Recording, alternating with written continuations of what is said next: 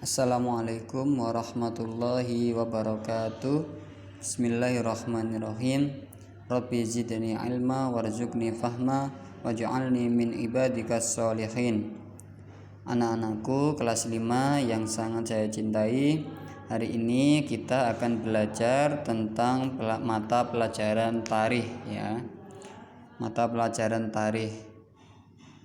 Kali ini kebetulan di buku paketnya itu judul pelajarannya adalah Rasul sebagai idolaku.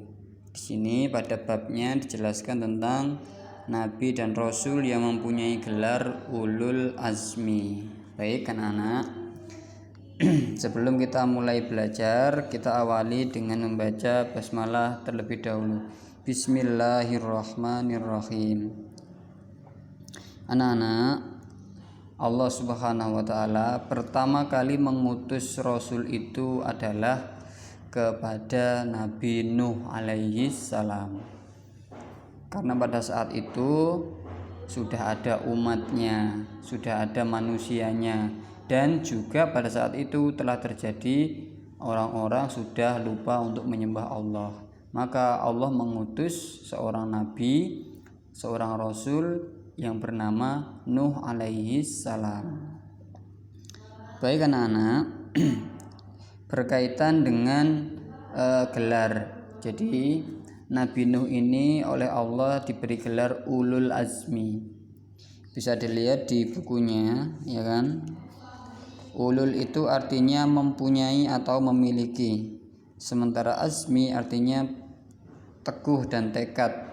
Jadi ulul azmi itu adalah gelar yang diberikan kepada nabi yang mempunyai atau memiliki keteguhan, kekuatan hati, kesabaran yang luar biasa.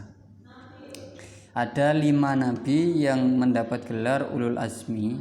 Yang pertama adalah Nabi Nuh, Ibrahim, Musa, Isa, dan Nabi Muhammad SAW. Disingkat dengan sebutan NIMIM, Nuh, Ibrahim, Musa, Isa, Muhammad SAW.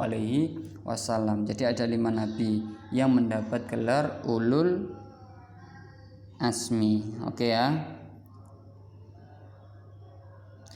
Nah, Nabi Nuh ini dia sebagai nabi yang ketiga dan beliau diutus sebagai rasul. Kenapa? Karena pada saat itu umat manusia ada yang sudah melenceng dari syariat yang sudah ditentukan oleh Allah.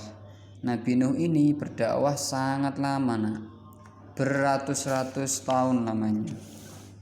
Nah, Nabi Nuh ini berdakwah dalam sebuah buku itu ditulis 950 tahun. Bayangkan itu, hampir 1 abad lamanya berdakwah, 950 tahun. Dan ternyata orang-orang yang mau bertaubat, yang mau menyembah Allah lagi itu hanya sekitar 80 orang. Bayangkan itu, betapa banyaknya orang yang tidak mentaati perintah Allah Subhanahu wa Ta'ala. Bahkan diceritakan bahasanya pengikut-pengikut Nabi Nuh ini adalah kebanyakan dari orang-orang miskin dan tidak punya. Sementara orang kaya itu banyak membangkang kepada ajaran atau ajakan Nabi Nuh alaihi salam. Kalau kita berdakwah atau diuji oleh Allah 10 tahun itu sudah sangat berat, ya kan?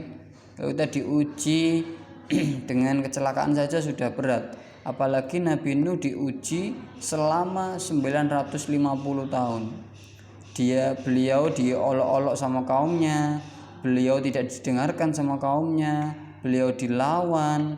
Masya Allah, luar biasa. Dan itu berlangsung 950 tahun. Dan Nabi Nuh tetap bersabar dengan itu.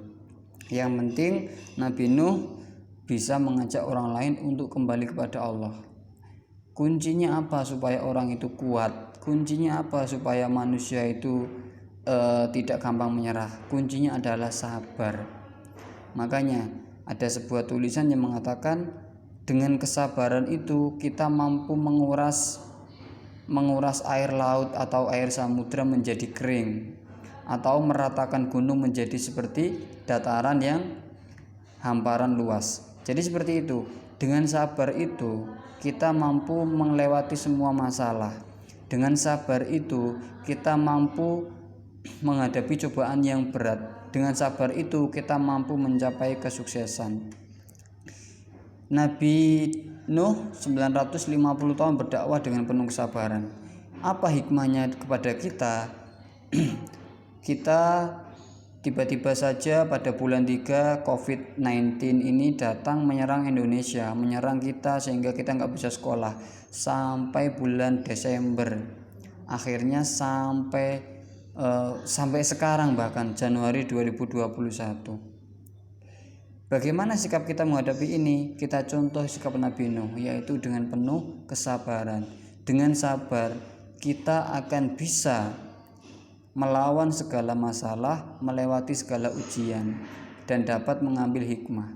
Allah itu sangat mencintai orang yang sabar. Sabar kenapa? Yang pertama, selama pandemi kita nggak bisa sekolah tatap muka. Yang kedua, sabar karena tugasnya menumpuk. Sabar karena harus belajar dengan daring. Sabar karena begitu banyak tuntutan, nggak boleh keluar jalan-jalan dan sebagainya. Itu harus kita hadapi dengan sabar. Sabar itu adalah kunci kehidupan. Kalau kalian tidak percaya, silakan kalian tanyakan sama orang tua kalian, apa sih Bu sabar itu? Nah gitu, sabar itu adalah sesuatu yang sangat berharga yang harus kamu miliki. Dia tidak bisa kita beli. Sabar itu tidak bisa kita beli, tapi sabar itu bisa kita latih, dimulai dari sekarang.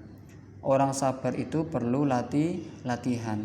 Nabi Nuh belajar sabar 950 tahun. Kita harus punya semangat seperti Nabi Nuh, tetap bersabar meskipun apapun keadaannya. Paham ya? Jadi gitu, sabar itu adalah kunci kehidupan. Baik anak-anak, itulah hikmah dari kisah Nabi Nuh ini. Ya kan? Ini adalah kisah Nabi Nuh. Beliau bersabar dengan sepenuh hati, berdakwah kepada kaumnya. Kalau kita bersabar melewati segala ujian. Lalu bagaimana Pak dengan kelanjutan kisah Nabi Nuh? Nah, kalian bisa lihat di YouTube maupun di Google. Gimana sih kelanjutan kisah Nabi Nuh? Apakah mereka diazab oleh Allah Subhanahu wa taala? Apakah mereka ditolong semuanya sehingga menyembah Allah semuanya? Nah, itu menjadi pertanyaan besar.